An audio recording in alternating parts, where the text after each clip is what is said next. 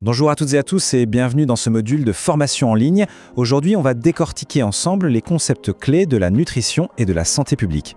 C'est un savoir absolument essentiel pour quiconque se prépare, comme vous, au métier de conseiller en économie sociale et familiale. Alors, on va commencer par une question de fond, une question qui va vraiment être au cœur de votre pratique de demain. Est-ce que ce qu'on met dans notre assiette est juste un choix personnel ou est-ce que ça révèle quelque chose de bien plus grand, un véritable enjeu de société ? On va voir que la réponse est loin d'être simple. L'objectif ici, il est très clair, vous équiper. Il s'agit de vous donner une véritable boîte à outils, des clés de lecture pour comprendre les grands enjeux, mais surtout des méthodes concrètes pour pouvoir agir de manière pertinente et efficace une fois sur le terrain.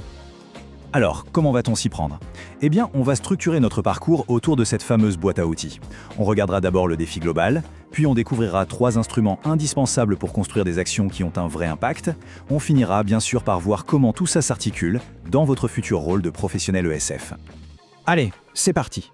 On ouvre notre boîte à outils et on s'intéresse au premier instrument, les politiques nationales. Comment, à l'échelle d'un pays comme la France, on essaye d'orienter la santé de toute une population ?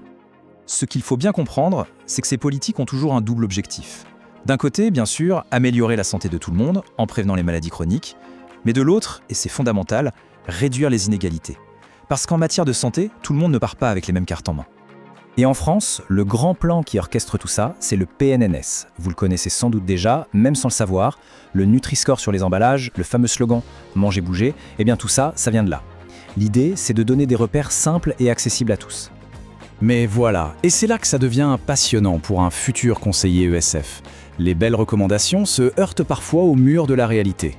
Manger, bouger, c'est super, mais comment on fait quand on n'a pas le budget, pas le temps de cuisiner, ou qu'on habite dans un quartier où il n'est pas simple de faire du sport ?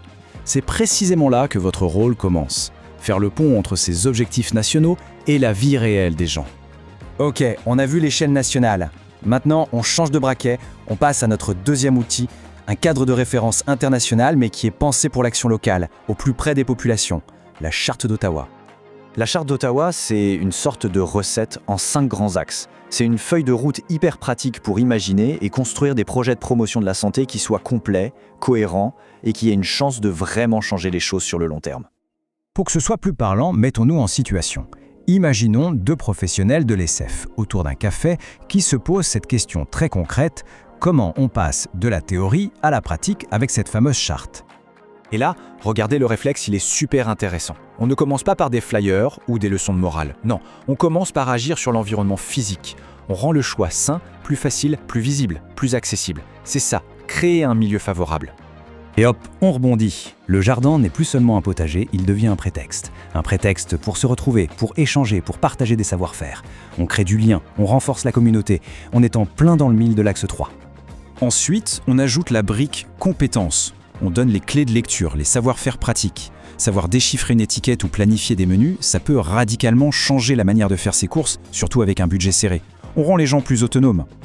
Et pour boucler la boucle, on ne reste pas seul dans son coin. On crée des ponts avec les professionnels de la santé. Le projet gagne en crédibilité et les familles ont accès à un suivi plus pointu.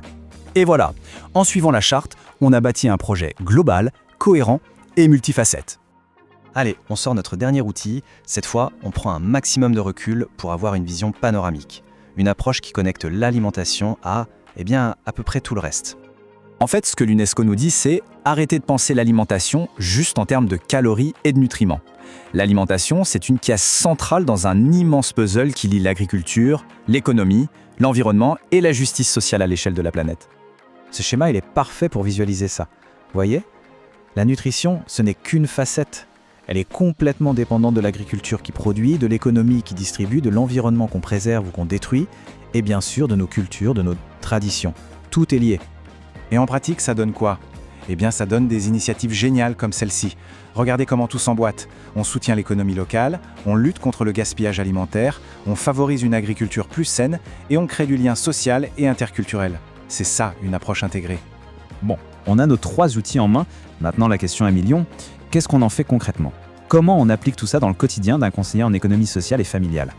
Ce qu'il faut vraiment retenir, c'est que ces outils ne s'excluent pas. Au contraire, ils s'emboîtent parfaitement. Le PNS donne le cap, le pourquoi à l'échelle nationale, la Charte d'Ottawa donne la méthode, le comment sur le terrain, et la vision de l'UNESCO donne le sens, la perspective globale et durable. Et c'est là que tout prend son sens. En articulant ces 3 niveaux, on arrête de mettre des pansements sur des jambes de bois. On ne se contente plus de gérer les urgences ou les symptômes. On s'attaque aux racines des problèmes pour construire, avec les gens, des solutions qui tiennent la route sur le long terme. Alors, pour finir, je vous laisse avec cette question. C'est une mise en situation, un défi. Ce n'est plus à moi de répondre, c'est à vous de commencer à y réfléchir. Comment est-ce que vous, futurs professionnels, avec cette boîte à outils en main, vous allez inventer des réponses justes, humaines et efficaces ? Le travail commence maintenant.